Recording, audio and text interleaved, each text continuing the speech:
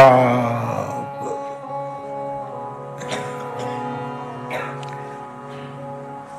राम कथा का 5वां दिन। संवाद में प्रवेश करें इससे पूर्व सभी को व्यासपीठ से मेरा प्रणाम। जय सिया राम। जय सिया राम।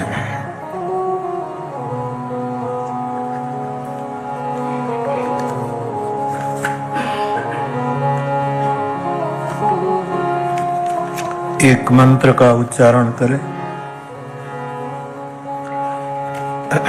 कृपया आप ठीक से सुने और समझ में आए तो प्लीज सब उच्चारण करें। 2-3 बातें कहूँ विनम्रता से कि जब कथा में आऊं तब हनुमान चालीसा का जो पाठ होता है कृपया सब करें एक साथ, सब मन में यानी आप सब सुर पकड़ सकते हैं। पूरा हॉल हनुमान चालीसा का पाठ करें। एक विनम्र सूचना, आदेश नहीं है, विनय है।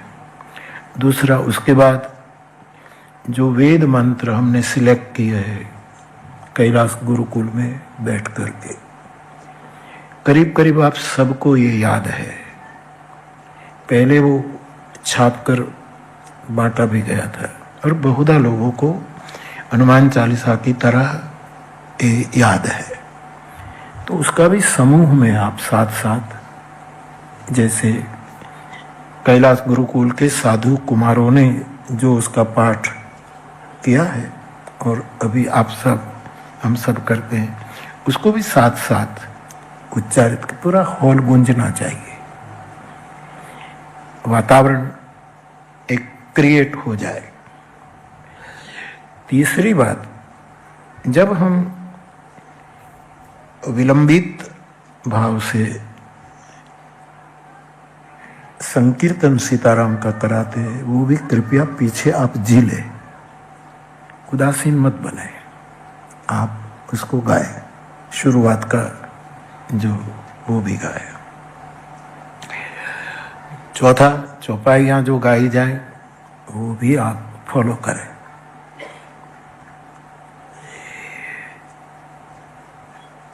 उसके बाद जब कथा पूरी होती है तब वसुंडी रामायण का पाठ भी आप समूह में गुंजे।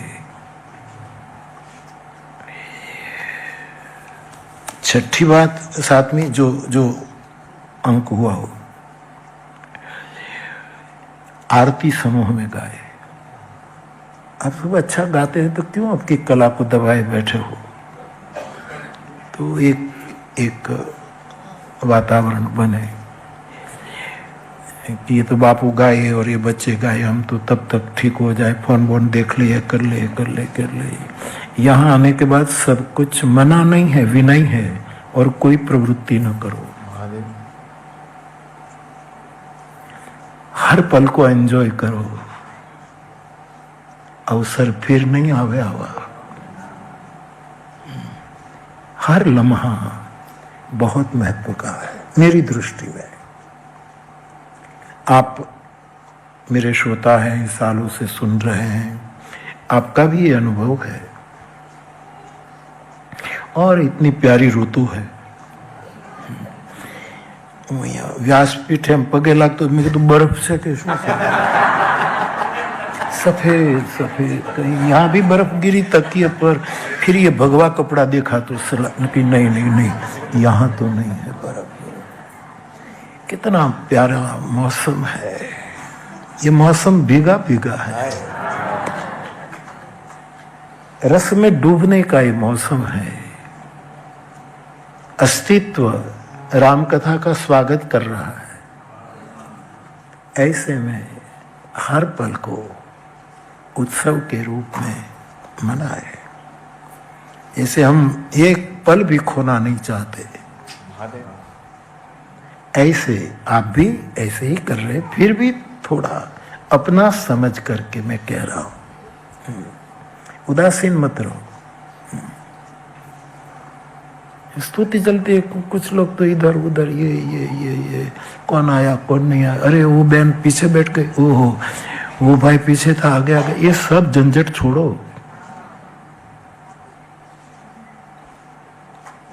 गाओ। गोपीजनों ने समूह में गान किया, तब कृष्ण प्रकट हुआ। और याद रखे, प्रीत के गायन का परिणाम है रुदन।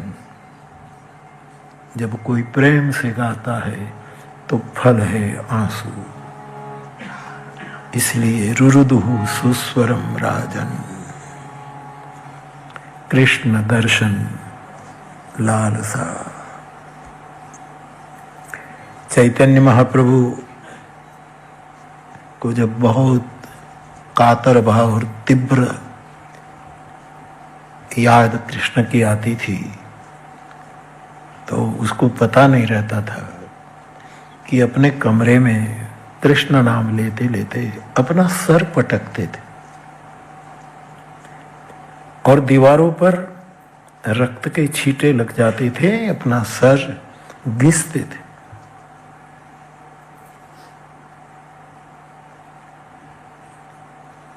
सुबह में जब भक्तगण महाप्रभु के कमरे में जाते हैं तो दीवार पर रक्त है, महाप्रभु जी पड़े हैं, उसका सर में भी रक्त है, बहुत दुखी होते हैं। फिर उसको जगाने का एकमात्र उपाय था, उनके पास जितने भी हाजिर हो कृष्ण नाम का संकीर्तन करे, और वो जागते थे, भक्त रो पड़ते थे, भगवान ये क्या हालत बना रखी, ये क्या है।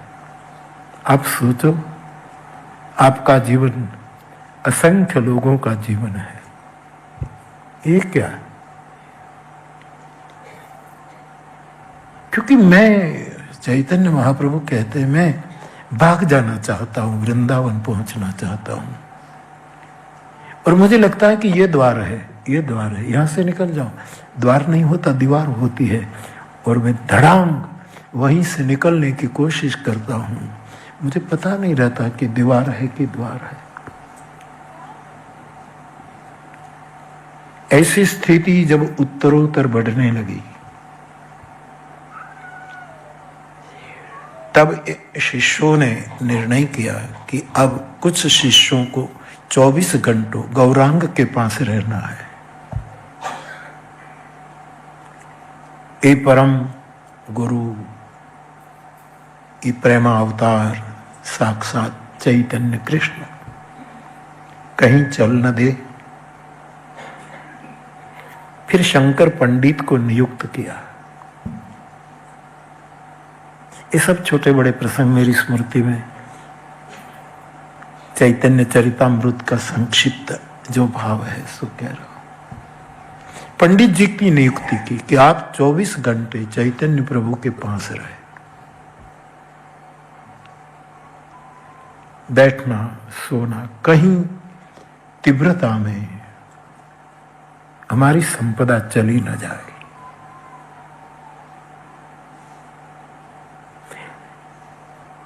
बुद्ध पुरुष अपने समस्त आश्रित की सुरक्षा है, लेकिन कोई कोई बुद्ध पुरुष ऐसे हैं कि उसकी सुरक्षा उसके आश्रित है, लेकिन कोई कोई बुद्ध पुरुष ऐसे हैं कि उसकी सुरक्षा उसके आश्रित करते हैं। तो पंडित शंकर को नियुक्त किया, और ये बड़ी प्यारी बात है। जब चैतन्य प्रभु सो जाए तब उसके चरण को अपनी गोद में लेकर शंकर पंडित हरे कृष्ण मन ही मन गाते रहते। अपने गोद में गौरांग के चरण रहते। फिर खुद को जब नींद आए तो चरण के तले पर अपना ताल छुआ करके कुछ समय जागे सोए, जागे सोए, जागे सोए शंकर पंडित।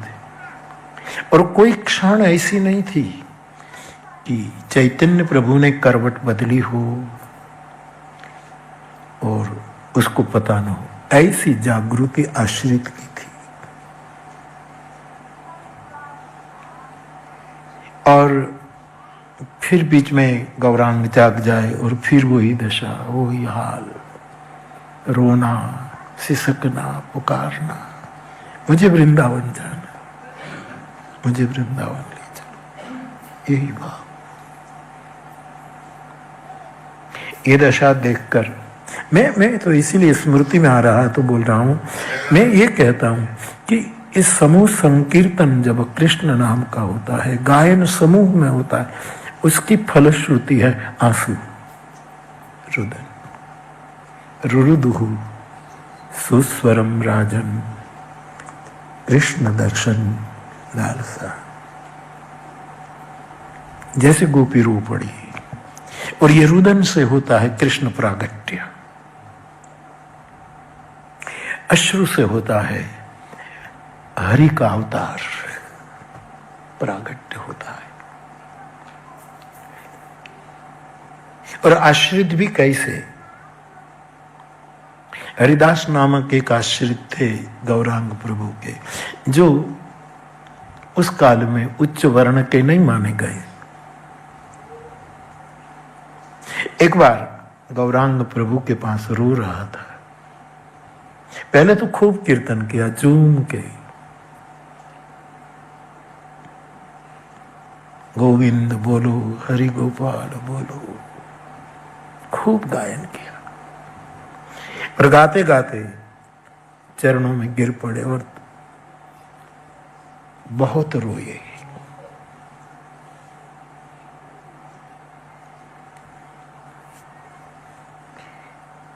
तब गौरांग पूछते हैं, खबर नहीं है इस कथा में मुझे शिक्षाष्टक कहने की बहुत इच्छा हो रही है, कभी कभी कोई अवसर मिला बुलाए। मैं प्रयास नहीं करता। मैं सेंजल की समाधि को याद करता हूं तो मेरा ध्यान ठीक रहता है। ये मेरा अनुभव, अपना समझकर बोल रहा हूं, अन्यथा मत लेना। अन्यथा लोगों तो चूक जाओगे, मेरा कोई कसूर नहीं।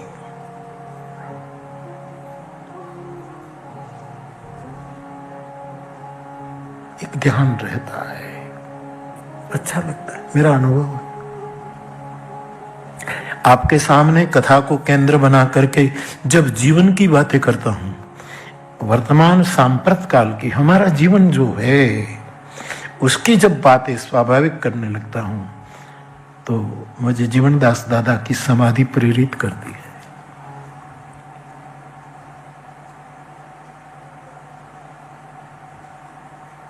ज्ञान तो क्या हमारा खाक ज्ञान, मैं ज्ञान मार्गी तो हूं ही नहीं, फिर भी विवेक कहो, समझ कहो, सत्संग के कारण, गुरु कृपा से उसमें जब व्यासपीठ प्रवेश करती है तो श्री हनुमान जी ध्यान में रहते, ज्ञानी नाम अग्रगण्यम। ये मेरे कुछ अनुभव है।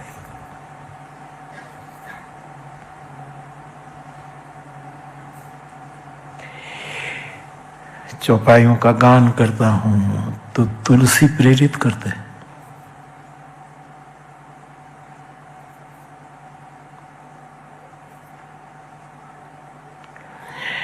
उपनिषद की यात्रा करता हूं तो विष्णु दादा पकड़ लेते हैं।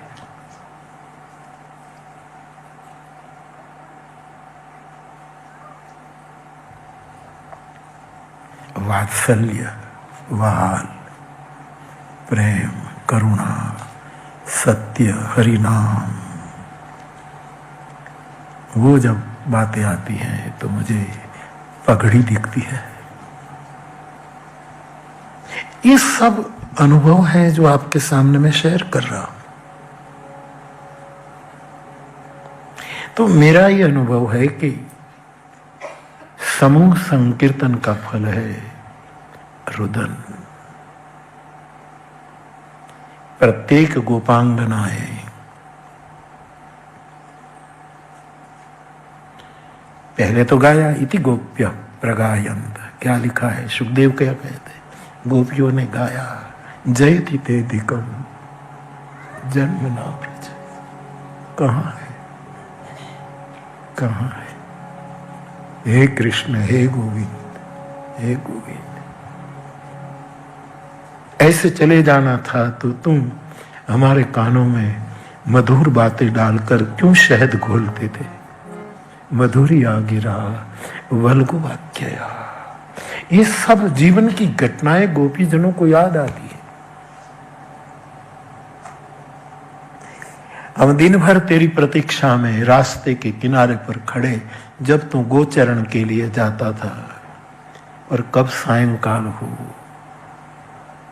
तू लौटे, तेरे चेहरे पर ये रजकण लगे हुए हो, पूरे दिन गोचरण का श्रम तेरे चेहरे पर हो।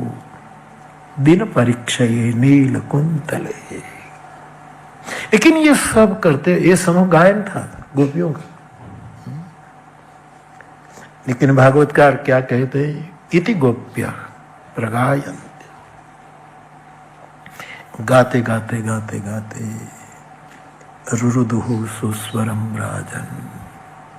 तो हरिदास ने बहुत कीर्तन किया चैतन्य महाप्रभु के पास, और फिर रो पड़े।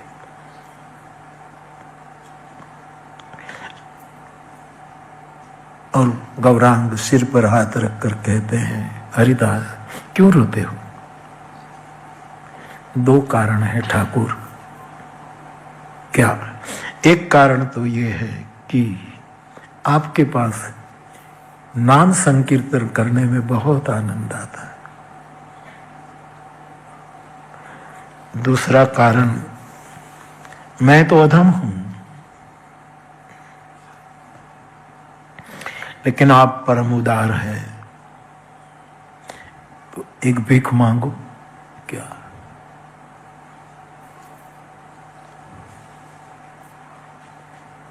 मेरे पहले आप जाना मत, हरिदास को कहा, पहले मुझे विदा करना।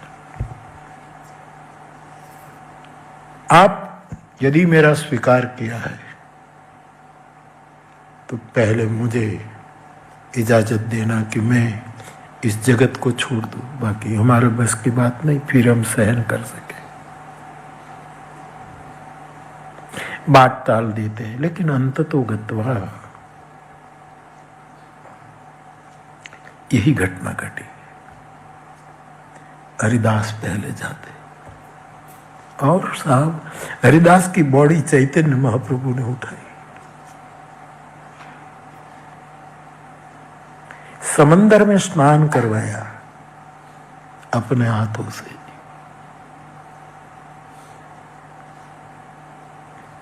तिलक किया,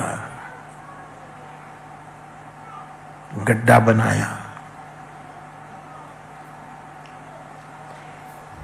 मैं ये सहज स्मृति में जा रहा हूं, क्योंकि मेरे अनुभव समूह संकीर्तन। कल किसी ने पूछा भी था कि बापू आप कहते हैं कि एकमात्र उपाय है नाम, तो जब हम संकीर्तन करते हैं तो ये नाम जब, हाँ बिल्कुल, ये नाम संकीर्तन ही है, ये चैतन्य परंपरा है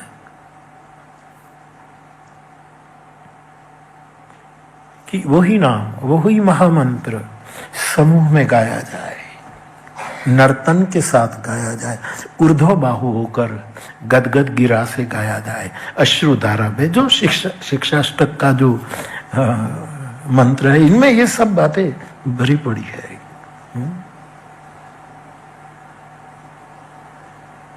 तो मैं ये निवेदन कर रहा था कि समूह में गाने की एक महिमा है, इसीलिए आप कोशिश करिएगा। कोई आज्ञा आदेश तो हमारा औकात भी नहीं, और ये मैं करता भी नहीं, विनय जरूर करूं कि जब कुछ गाया जाए तो आप भी गाए, क्योंकि अवसर फिर नहीं आवे।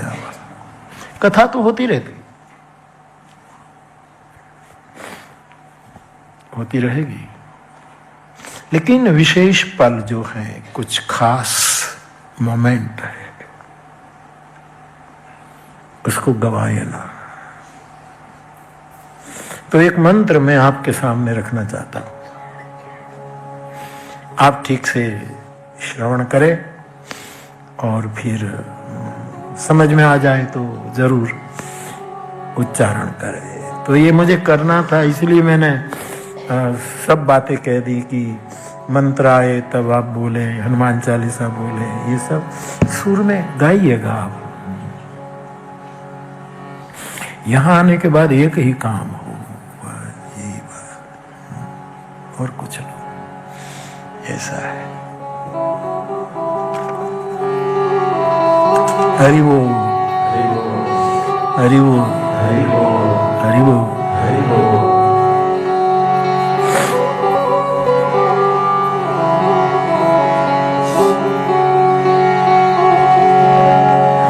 सरूपासुत, सरूपासुत शब्द है पहला स्वरूपा, फिर सूत। स्वरूपासुत, स्वरूपासुत, स्वरूपासुत, स्वरूपासुत, स्वरूपासुत, स्वरूपासुत, भूतस्य, भूतस्य, भूतस्य, भूतस्य, भूतस्य, भूतस्य, भार्या, भार्या, भार्या, भार्या, भार्या, भार्या, रुद्रांश्च, रुद्रांश्च, रुद्रांश्च, रुद्रांश्च, रुद्रांश्च, रुद्रांश्च, कोटिशः, कोटिशः, कोटिशः, कोटिशः, कोटिशः, कोटिशः, रैवतो, रैवतो, रैवतो, रैवतो,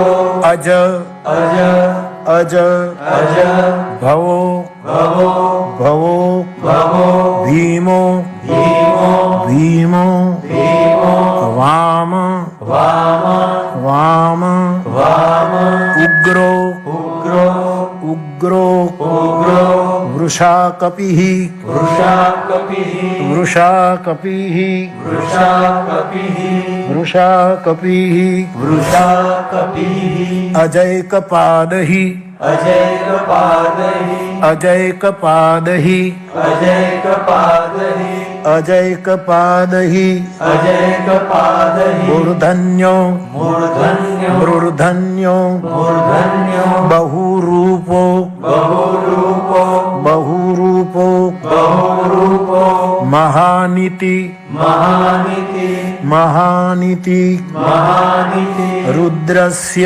रुद्रस्य, रुद्रस्य, रुद्रस्य, पार्षदाचान्ये, पार्षदाचान्ये, पार्षदाचान्ये, पार्षदाचान्ये, घोरा, घोरा, घोरा, घोरा, भूत, भूत, विनायकाः, विनायकाः, विनायकाः, विनायकाः। श्रीमद् भागवत एकादश रुद्र, कल मैंने वादा किया था कि 2-3 बार, दूसरी जगह पर भागवत में भी 11 बार रुद्र की चर्चा है, लेकिन वो मेरे जाने समझे में हनुमान जी पर घटित नहीं हो पा रही है। हनुमान जी 11वें रुद्र के अवतार है ऐसा नहीं है, ये 11 रुद्र मिलकर हनुमान हुए हैं। हमारी समझ क्या है, बहुधा हम कहते हैं कि हनुमान जी 11वें रुद्र के अवतार, नको, 11 रुद्र। स्वरूपा नाम एक भूत की पत्नी है, उससे कोटिशः रुद्र प्रकट हुए हैं।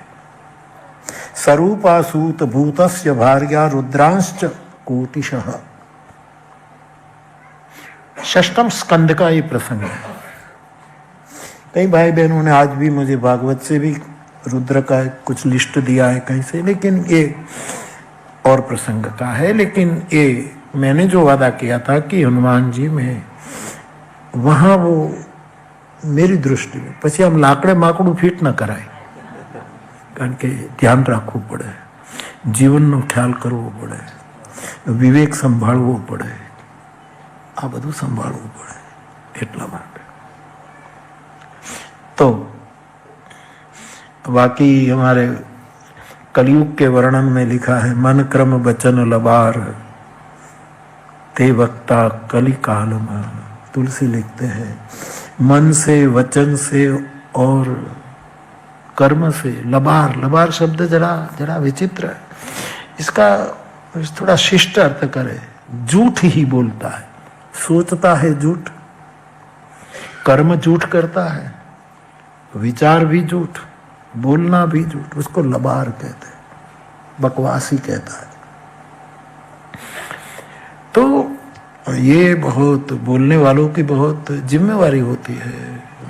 मुझे रुपेश कल पूछ रहा था कि कलयुग का एक बार, मैंने कभी कहा था ना कि एक बार तो कली पर बोला. मानस के उत्तरकांड में जो कलयुग का वर्णन है साहब, आज जो जगत में पाखंड और प्रपंच चल रहा है,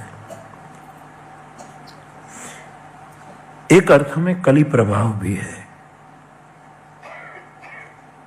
तुलसीदास जी ने जो कलयुग का वर्णन किया है, मैं गाता हूं इसलिए तोड़ मरोड़ करके उसको प्रतिपादित करना नहीं चाहता. केवल आप उसका भाषांतर पढ़ो तो भी आपको लगेगा कि ये सब हो ही रहा है, हो ही रहा है.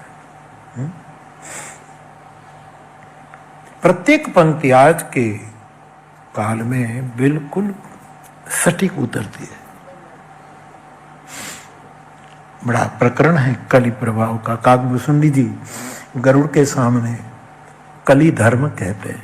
धर्म का एक अर्थ होता है स्वभाव. कलयुग का स्वभाव कैसा है, कली का प्रभाव कैसा है, ये तुलसीदास जी ने बहुत बहुत चुन चुन करके लिख दिया है. तो मैं आपसे ये निवेदन कि और जो 11 रुद्र की बात है, वहां बहुत भिन्न भिन्न मन्यु, मना आदि आदि भी रुद्र के नाम और जगह भागवत में ही है. और ये तो आप खोज लीजिएगा, 6ठा स्कंद, 6ठा अध्याय, 17 और 18 श्लोक इसमें ये है.